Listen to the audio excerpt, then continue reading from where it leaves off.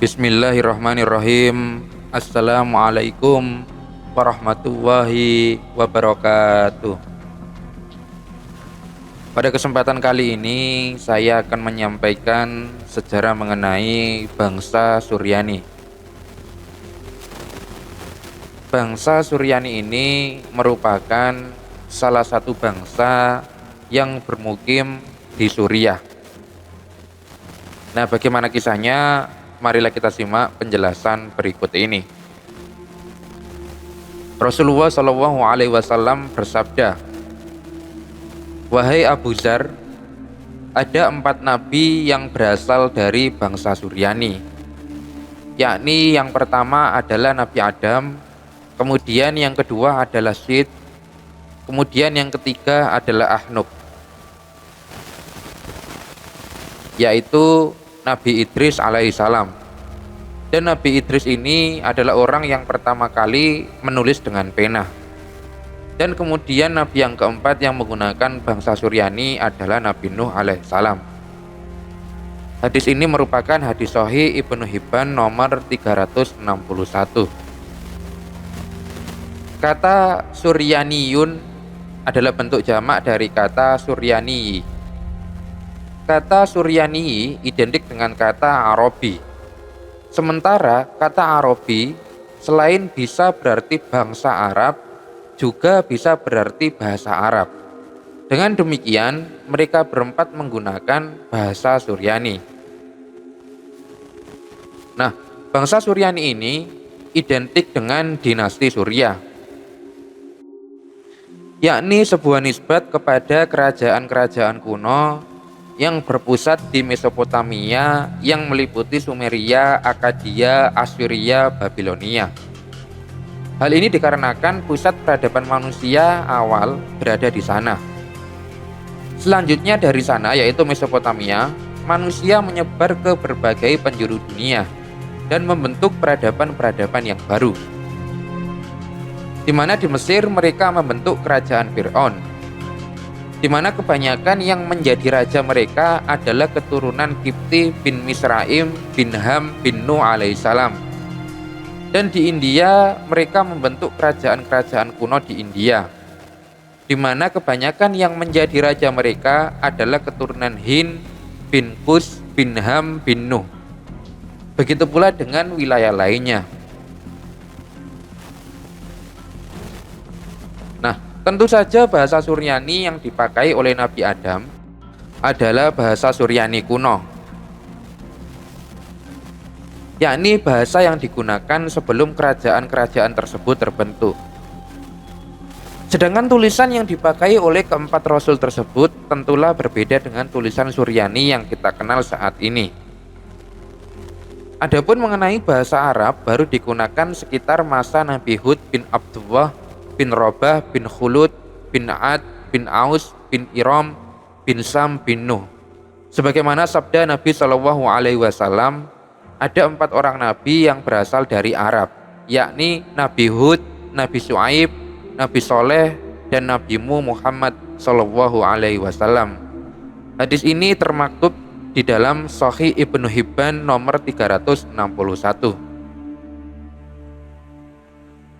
Nah, bahasa Suryani kuno lama-lama menjadi bahasa Mesopotamia. Bahasa Mesopotamia membentuk bahasa Semitik, Yafetik, dan Hamitik. Bahasa Semitik bercabang menjadi Suryani dan Aramik. Dari Aramik inilah bahasa Arab dan Ibrani muncul. Begitu pula dengan bahasa lainnya. Bahasa tersebut terbentuk karena adanya sebuah peradaban dalam sebuah masyarakat. Tiap kelompok masyarakat memiliki bahasa dan dialek yang berbeda-beda. Meskipun demikian, kita bisa melacak bahwa semua bahasa yang ada di dunia ini saling berkaitan, baik secara langsung maupun secara tidak langsung. Nah, sejak zaman Nabi Adam alaihissalam sampai Nabi Nuh alaihissalam, penggunaan bahasa Suryani merupakan hal yang lazim dalam berkomunikasi. Bahasa Suryani adalah nenek moyang seluruh bahasa yang ada di dunia. Bangsa Babilonia pada masa Mesopotamia dahulu. Nah, dari bahasa ini muncullah bahasa Ibrani, dari bahasa Ibrani kemudian lahir pecahannya yaitu bahasa Arab. Proses perubahan bahasa ini terjadi sejak masa cucu Nabi Nuh dari anak beliau yaitu Yafis bin Nuh, dan ketika itu hancurnya dialek bahasa anak Nabi Nuh secara tiba-tiba.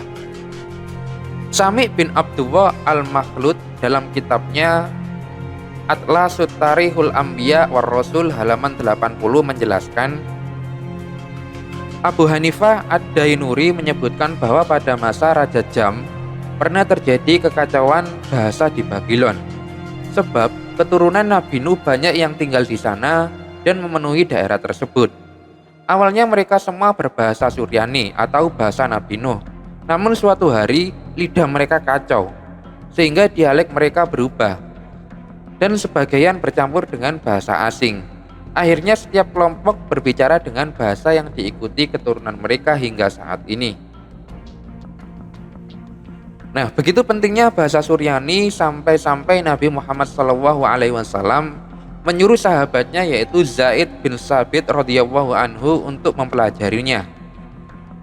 Dapat dilihat pada hadis berikut ini.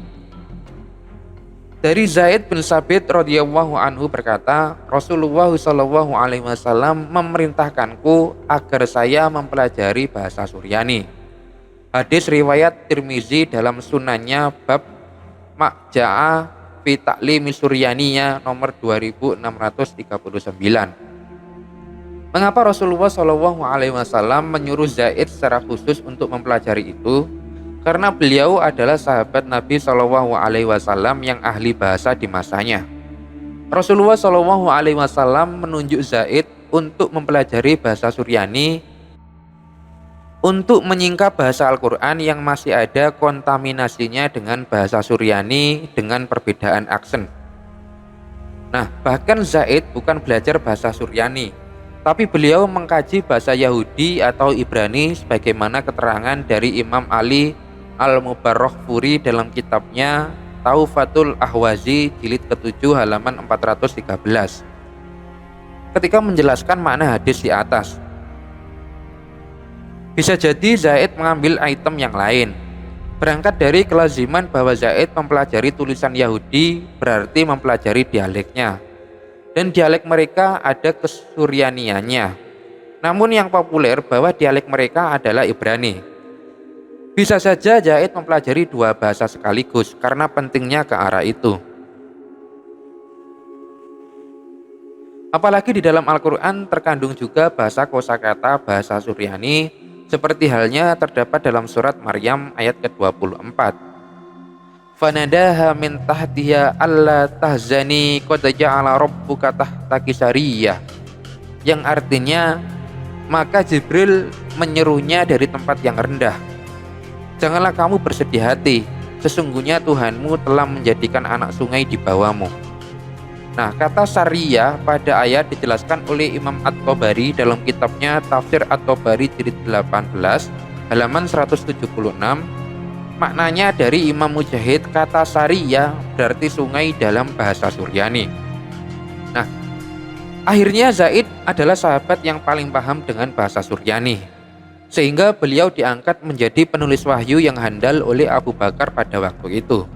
Akan tetapi walaupun begitu, Zaid bin Sabit memiliki keterbatasan intelektualitasnya terhadap bahasa Suryani.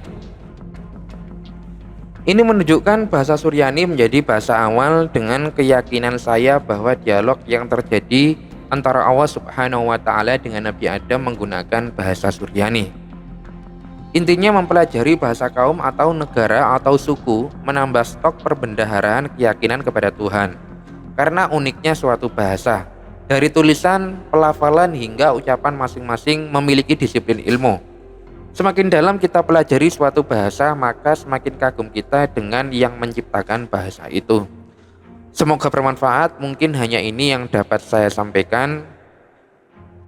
Wallahu ta'ala a'lam bishawab. Billahi taufik wal hidayah. Wassalamualaikum warahmatullahi wabarakatuh.